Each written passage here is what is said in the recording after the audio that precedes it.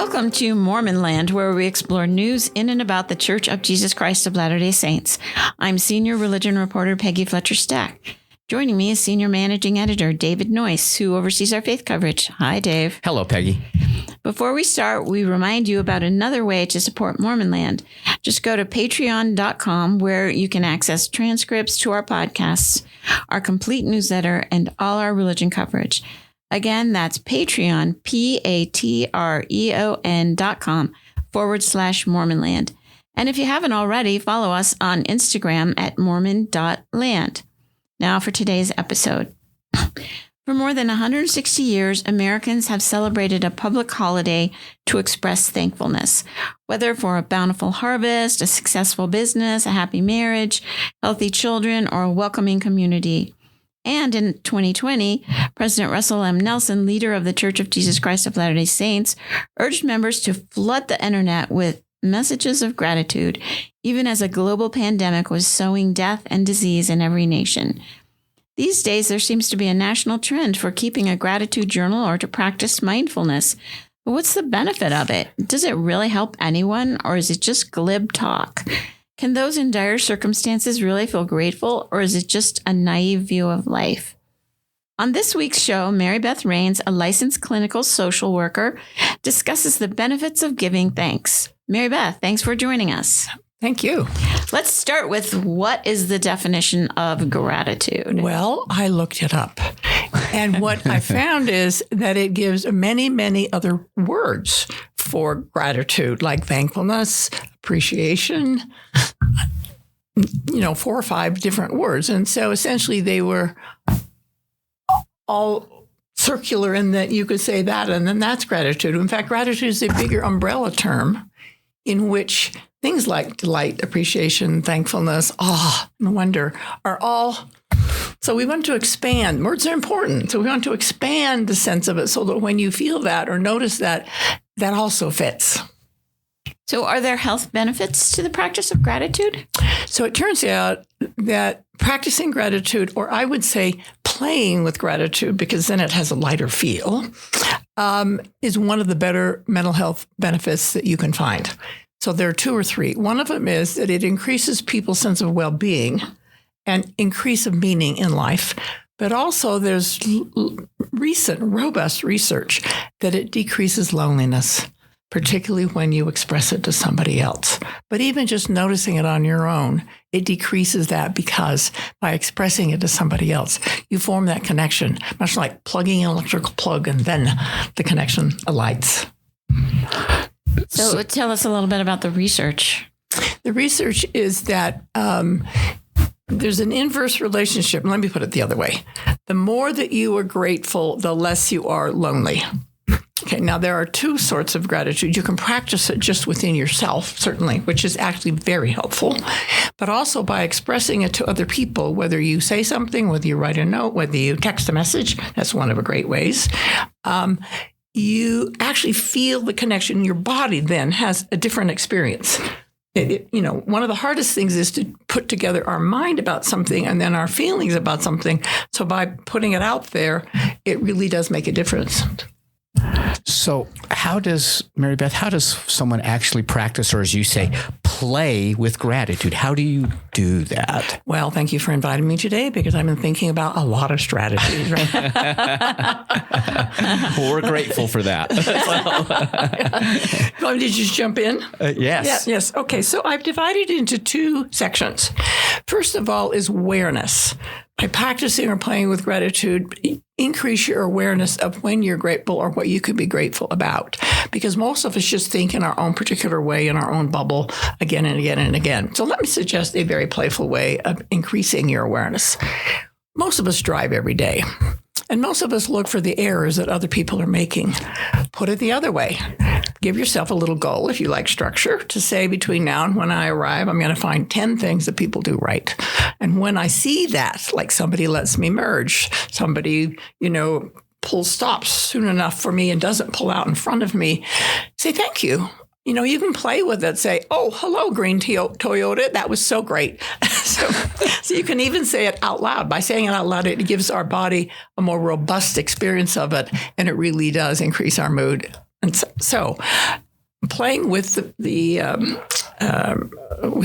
with traffic, it also decreases your road rage, by the way. Yeah, so it becomes like road reverence or something, right? Something a little different than road rage, right? I call traffic a traffic dance because it really is a choreographed dance of traffic rules, right? So the other way, interestingly enough, would be to find all the words of gratitude you can find, write them out, put them on your fridge, put them on your bathroom mirror so you see them all the time, so you expand your own awareness. In other words, the more vocabulary we have, and the more then we play with it or even sing the words, it builds it in us. And so then we perceive more. So the awareness means we want to perceive in more tiny detail, such as, oh, the toast came out perfect today. Or, when Susan laughed at my silly joke, it just felt so good. Thanks, Susan. So you want to increase your awareness. So the other way to do it, it's a 30-day challenge. Somebody gave it to me and I can't remember what. And that is you get a piece of paper or paper or write it out in your computer. For 30 days, so you do this. The first day, you write at the end of the day 3 things that you notice that were good or that you're grateful for. And as much detail as possible makes a difference. The second day, you write out 3 more things, but you cannot repeat what you said in the first. And then on the third day, it's the same, but you cannot repeat what you said in the previous 2 days. As you go through 15, 20, 30 days, you start to see with more fine perception. So, for instance, if you're really good at something and you've loved practicing it, whether it's music, whether it's learning how to rock climb, it's whatever, you have finer and finer and more detailed perception. That's what we want with gratitude. So you have to expand your world as far as you can't just repeat, I really like the taste of that toothpaste. You'd have to find something else and one thing. And the smaller, whatever, like toothpaste or toast. I'm just trying to think of simple things. Or somebody says something and you can think that phrase is perfect. And I will often say when I hear somebody say something great, like, oh, that was great. May I quote you? So essentially it's a way of then connecting again. And often I do. Yeah. So in 2020, going back, and we had you on Mormon Land to talk about this when President Russell Nelson is the invitation and to write down gratitude, and millions of members posted messages of gratitude. What's the benefit of doing it publicly like that? Doing it publicly, well, there's 2 kinds of publicly. By you write them and so other people see them. That's what I mean more. But, that's but go ahead. Doing that. But go ahead. So doing it that way, it actually increases our sense of meaning in the world. It increases our sense of not just gratitude, but the enjoyment of life. So if you talk to people after they have done it 3 or 4 times, they'll feel better. They will feel like, also, people will not only see it. I mean, some people want the clicks, right? But it also benefits you just in yourself. And you actually may say something that helps other person's life, even though they may not like it. Is there a right way or a wrong way to do it, though? Well, I would say 2 things quickly. One of them is that the more detail, the better, the more specificity. But the other is that you don't say, I'm grateful for, or you did this, but. The moment you say but, after you say something positive, it invalidates the first part. So you just go with saying what's positive. Now, a lot of people think, well, I don't know, I'm grateful for being a member, or I'm grateful for, being able to drive my car or something. That's too general. Or if you say to somebody, oh, I think you're a great person, it's too general. So again, the finer the detail, the bigger the punch. So can there be expressions of gratitude that seem boastful or allude to privilege? I'm kind of thinking about the New Testament story where one person was praying, thank goodness I'm this, I'm a leader, I have money, whatever. Right. And the other person was much more humble. I mean, is there danger or too much public or telling other people you're grateful for stuff that they don't have? Well, if you can read the room and say, no, there are people here who are not. But if you were with a bunch of peers and then you say, and everybody is trading about the same level of, being grateful that they have this or that or whatever, fine. But if you're in a situation, like if you're saying something in sacrament meeting, you're saying something in a Sunday school class, don't. Because it's self-referential. It's actually not about the other person. Or it's not, excuse me, I'll say that again. It's not about the connection to the other person. Because when you say you're grateful for something, it's about the connection to the other person. And that's where the robust research is about decreasing loneliness and increasing sense of community and connection. So are there any downsides to gratitude? Not really. You might take a look at, is the way that you're grateful not connecting to your heart or your soul or spirit enough? Is it a rote prayer or a rote saying?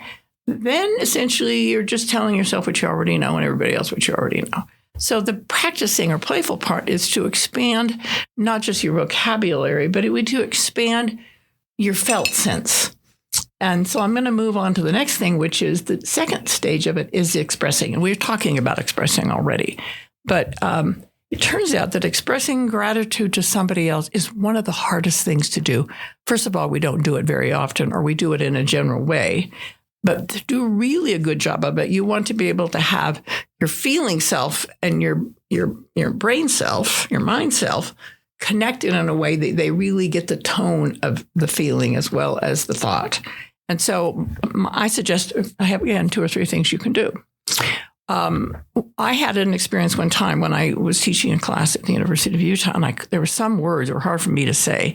A friend of mine said, "Oh, I can figure out how to do it." And she said, "What?" And I said, "What?" And she said, "Sing it, la la la, hum it, echo it. Give gestures for it, because then you're opening up your voice box, much like voice training."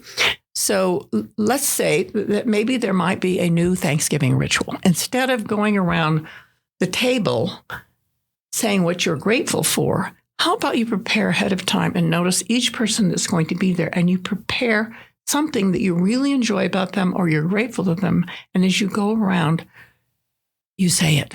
Thank you for, so that it's a more personal experience. But to get there, you would need to write it out, practice it wherever, so that in fact you're already already playing with it, so to speak. So I went on to the next thing to do, which is to practice, to play, to say it alone. So it's interesting to me because it's like, can you ever get to the point where this is going to sound clunky, not having to work at it, that you actually start being grateful, just it's part of who you are? That's right. So people once in a while will say to me that you're a good listener. Well, it took me 5 years of practicing the steps of being a good listener over and over and over until it starts to click in. It's much like learning a new language. And so you become bilingual or trilingual in both being thankful and both being able to be a critic and both being whatever. Yes, it does come naturally, right? Because you played with it for so long. Mm-hmm. So is that sense you don't have to keep writing things down? Did you get the point, or is that always something you should be doing? Well, it depends. Writing things down sometimes has become more difficult because but I suggest maybe even writing something down on the note section of your smartphone, right? So that because we always have so those, you can keep track of it, right? Mm-hmm. Or you might keep a little black book or a little red book or something of all the people you know. And when you really notice something, write it down under their name. And pretty soon you have a lot of things, including maybe what you might give them for a gift. But one of the more impactful things you can do about writing down is to send a letter or send a card and say, I thank you for this, thank you, whatever, and so on. So, for instance, if you gave yourself a goal that once a month, I'm going to pick somebody that I know and write down just one paragraph. It does not need to be a long whatever. Just thank you when I noticed you did this, it's whatever, and then send it. That is one of the more impactful things you can do. That seems like a lost art too. It doesn't seem to be something that happens. I know a person who's very good at writing a little note or a card. It seems to come across differently than an email, for instance. It does. Do you know what I mean? Personal. It has a personal. Takes more effort. Yeah. It's more effort because, that practiced effort. Let's say I even did it on a birthday or a Christmas, but you still did, right? it makes it, because people can go over it. They pick it up. They keep them. I promise you. I'm going through my mother's and father's stuff, and there may be 3 boxes full of cards that they've kept that people have written. So it is important to do it. Now, start with things that are easier first and work up to that. Maybe an easy way. People like to get a kind email. Yes. They like kind of email or like whatever, or a text, right? They really do. So work up to it. Do the easy things first, or even in the expression of telling somebody what you're thankful for, just begin to say thanks a lot. As you're checking out the grocery store and you're finished, say thanks or thank you. And if you say, well, maybe I can say it 10 or 15 times a day, it opens it up. I know someone who was in an LDS ward, listened to the talks, and every week would write a little email to one of the speakers saying what she liked about that talk. So and it was a practice. It was, and again, she made sure it wasn't just a general great talk. It was more about the specifics of, I like the point you made about this. Exactly. I like the scripture you chose to quote for that. Right. And it did make her, the sender, much more aware. Right, because she was listening. She was listening, knowing she was going to be writing an email to all those people. Right. And go ahead. So one of the best ways to develop a habit is you tie it with something you already do automatically.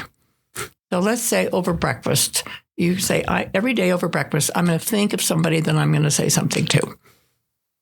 Make it a habit tied to something else. Right. And so then it's, but if you write it out that you're going to do it first, and so you see that right there at the breakfast table, then it gets easier over time. Do you think it does seem like most people of faith express gratitude in prayer as a routine part of their prayer? And do you think that ties into this? Is this the habit of praying and thanking for? I mean, obviously some prayers become very well, that's actually one of the problems, is that people will pray for the same things, or they'll pray for more somebody who is currently in crisis, certainly. But our language and how we do it becomes very predictable over time. Yeah. So I remember one of the best blessings over food at the table one time, and I still remember it because it was so, and that is, every dish was some yellow or beige color, right? And so the person said, please thankful for the food and please thankful for this yellow meal. So if you add a little bit of a something, or you just, I make something a little more particular. That seems to be something kids do naturally a little bit, doesn't it? Yeah. You'll hear kids utter things sometimes in prayer and in other ways that you don't hear adults say. Yeah. That's right, because they're still in the concrete world. They're still rooted in like figuring out what everything is, right? And so, I think that's a good point, Dave. I think kids often express gratitude really in surprising ways that adults have forgotten. Right. Really. Enthusiastically as well. Right, exactly. I like the word. If you have some enthusiasm about it, if you have something to look forward about it, then it becomes play rather than obligation or responsibility. Work. It's a want to rather than have to. Work. Right? Yeah. Also, it kind of leans into joy too. Kind of an exuberance about something that they love. Right. So how do you think the practice of gratitude, and you've spoken to this a little bit already, but how can it enhance awareness? It can enhance awareness if you're saying, I want to increase awareness. And so the more you find different things like this 30-day challenge, the more you find things, you will remember them more. And so therefore your perception increases, much like I alluded to earlier, that if you have some skill that you really, really love and you like to go play with it and practice it, you're refining your perception. So essentially you become more and more aware. What it does with gratitude and with positive feelings is that the more you do it, the more you feel it. It's not just saying it or having the more words. It connects again with your whole system. So, we're approaching Thanksgiving. What would you say to people who are I mean, everyone has problems and difficulties, Right. who are going particularly difficult or dark days. Maybe someone's critically ill in the hospital, and should they try to practice gratitude then, or does it just not apply here, for lack of a better way of saying it? Finding very small things to be grateful for. So that's still a good thing to do. It's still good to think. But one of the things that I've been talking about, I realize now, is that I've been talking about actions. But if you also then name somebody's personality trait, for instance, so that you may say to someone that even though, I mean, if they're going through something, to simply say day after day after day, it may not feel like resilience to you, persevering, but I really notice it.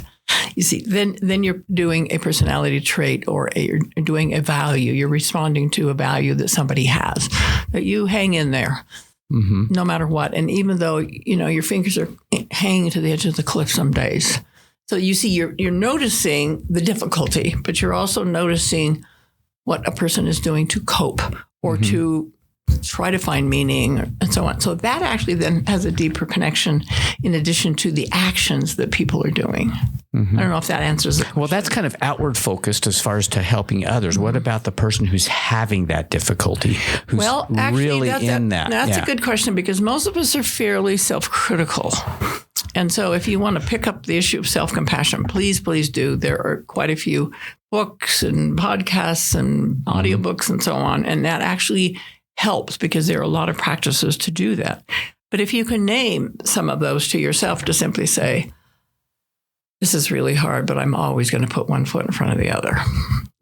Or my dedication to this person is going deeper, even though it feels like it's harder and maybe going downhill and maybe death is imminent. So, or grieving, whatever. It's helpful to find the positive memories with the person and bring them back in your mind. So yes, it is important to do it. Mm-hmm.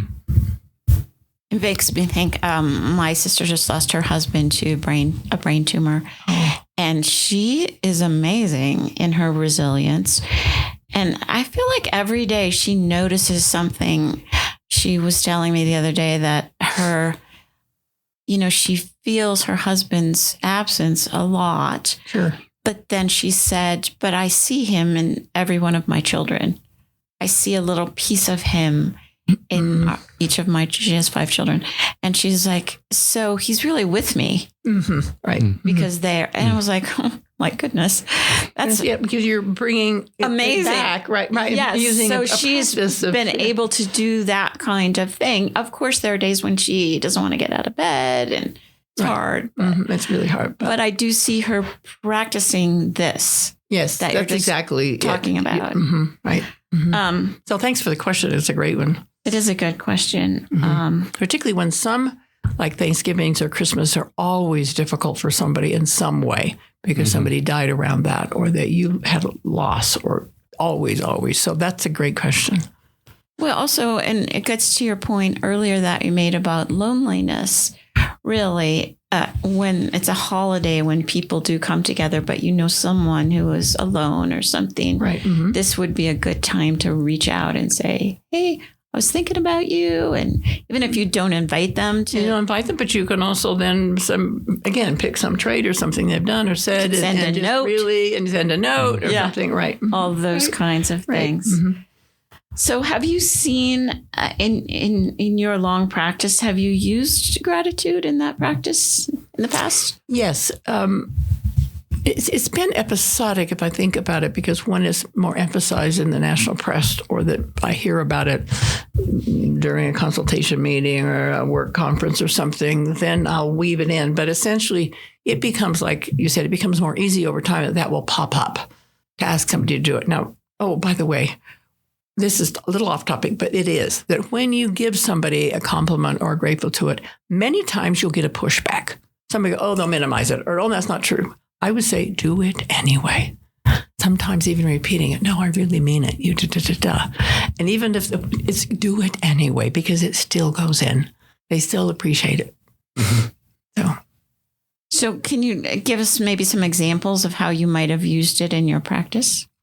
So one example is that when somebody is pretty depressed, and I can see that they only can see the negative, and that's all they can see, will bring up exactly this 30-day challenge. And most people are like, okay. No, I said, believe me, if you start noticing toast and you start noticing your hair went a little better, you start noticing somebody, let you, merge into a difficult place, you'll start to see it. And so I will give it as a homework assignment. And it turns out that people who will actually follow with a bit of structure are more likely to follow through. So that would be one example. Does it help with depression? Oh, absolutely. Mm-hmm. Because it increases sense of well-being, it increases sense of meaning in life, and it decreases loneliness. And so all of those things are antidepressant effects. So it actually could be one of the more robust mental health practices or playfulnesses or whatever you come with. The other way I would have done it in therapy, although probably not often enough, is to tell the person what I'm grateful for about them, about how they are coping, or about how they can laugh at some difficult situation, or that they persist in their job and they get up every day even though it's really hard. So actually expressing it to anybody, right? So, and that's one of the problems with therapy. We think, well, there's a therapist who should be the expert, and then you're there for help. It's actually a real relationship. It's just that it's all confined to the room. Mm-hmm. So, Mary Beth Rains, thanks for joining us today. Thank you for inviting me. And it's been great. Have a happy Thanksgiving. I will. And thanks to Dave Noyce. Always a pleasure. And to our producer, Chris Samuels. We remind our listeners they can keep up on all the happenings in and about the church by subscribing to the Salt Lake Tribune's free Mormon Land newsletter. Just go to sltrib.com to sign up, and we'll talk again next time on Mormon Land.